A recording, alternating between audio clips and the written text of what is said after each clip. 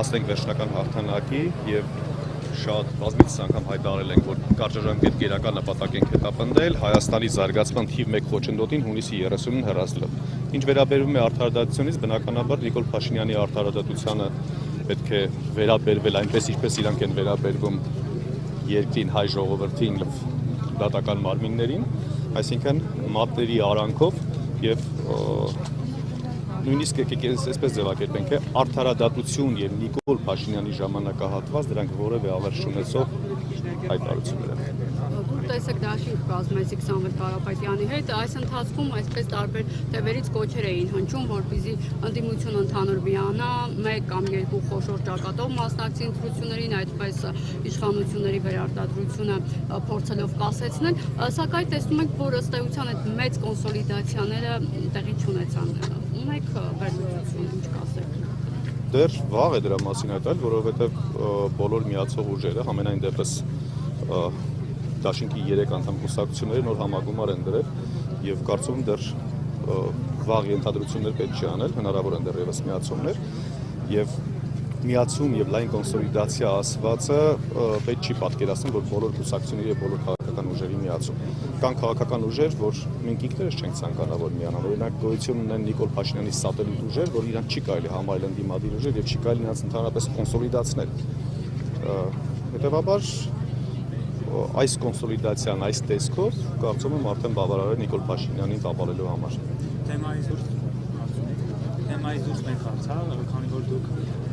ակտիվ ներգրաված եք, իրենց օգին կանգնած եք, տնտեսվարողներ եւ ակցիաներ են իրականացնում կառավարության շենքի մոտ,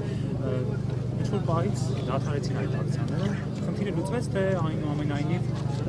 մարդիկ այսպես մնացին, քանի որ նշում էին, որ ակցիաների ֆոնին իրենց օրինակ դիմակայված անձինք էին ջուր գնում, անգամ ԱԱԾ էին հրավիրում։ Տեղեկությունն է ինչ եղավ ի վերջո նրանց ճակատագիրը։ Ժամանակավոր դադար է, որովհետև նախընտրական ժամանակահատվածում միշտ լինում են ժամանակավոր դադարներ եւ X փուլի հասարակական ակցիաներից եւ հասարակական գործունեություններից պետք է անցում կատարեն քաղաքական գործունեությունների։ Այսինքն նույն տնտեսվարող սուբյեկտների հանդեպ ռեպրեսիաների եւ նրանց հարկադրույքների ավելացումները, համատարած հայտարարման համակարգ եւ այլն, այո, դրանք հնարավոր է եղել ժամանակավորապես հետաձգել, բայց հասել ենք արդեն այնպիսի հանգրվանի, որից հետո քաղաքական է լուծում, այսինքն իշխանության հեռացում, որպեսզի խնդրի վերջիական կարգավորում տեղի ունենա։ Հետևաբար թողնել ենք ժամանակավորապես հասարակական եւ այդպես քաղաքացիական ակցիաների ֆորմատով պայքարը եւ անցում ենք կատար քաղաքական պայքարի։ Քաղաքացիների ճակատագիրը փակել էին իրենց կետերը, այսպես ասած, շարունակվում է, որովհետեւ հարկային բեռը տանելի չէ տնտեսվարողների համար, նամանավանդ միկրո եւ փոքր բիզնեսի համար։ Տեսեք, խոչընդոտները բազմաթիվ են, սկսած օնլայն առևտրի շարունակական աճից, որոնք խոչընդոտում են օֆլայն առևտուրներին, վերջացրած հարկադրույքներով, բանկային տոկոսադրույքներով, վարձավճարների թանկացումներ, դրանք բոլորը խոչընդոտներ են։ Բայց քանի որ ժամանակավոր են եւ բոլոր ունեն ակնկալիքներ, որ շուրջ 1.5-2 ամսից տեղի կունենա իշխանափոխություն եւ հնարավոր է adekvat տնտեսական քաղաքականության շնորհիվ վերականգնել փոքր եւ միջին բիզնեսի, այսպես բիզնես միջավայրերը, հետևաբար բոլորը ժամանակավորապես այսպես հանգիստ սպասում են։ Պարոն Սարգսյան, ձեր ցուցակի հրապարակված ցուցակի առաջին 3 տասնյակում չտեսանք, ինչով է դա պայմանավորված եւ լինելու է ցուցակը։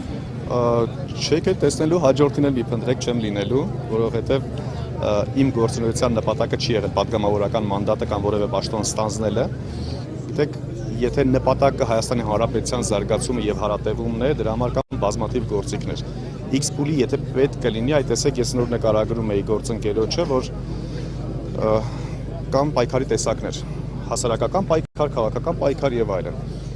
Եթե մենք խնդիրը կարողանում ենք ախտորոշենք եւ դա իրականացրել ենք, խնդիրը նկարագրում ենք, այնուհետեւ լուծման ուղիները տրամադրում ենք, ակնկալվող արդյունքները հիմնավորենք, եթե կա կատարող մարդ, ապա մենք մեծ հաճույքով ուղղակի խորհրդատուի դերում անդադ կառավարություններին կուղղորդենք, որպեսզի Հայաստանի ի նպաստ Հայաստանի Հանրապետության գործեն։ Վերջնական օղակում, եթե տեղի ունենում խնդիր, այսինքն կատարողը կոմպետենտ չի եւ չի կարող խնդիրը լուծել, արդեն ստիպված է լինում այդ թվում կադրային քաղաքականության մեջ ներգրավել, անձամբ կամ քո թիմակիցների տեսքով։ Հետևաբար եւս մեկ անգամ հայտարարում եմ, ընդհանուր պատգամավորական ցուցակում ինձ փտրելը անիմաստ է, այս փուլում ես չեմ գտնում, որ պատգամավորական գործունեություն ծավալելու այս իմաստը։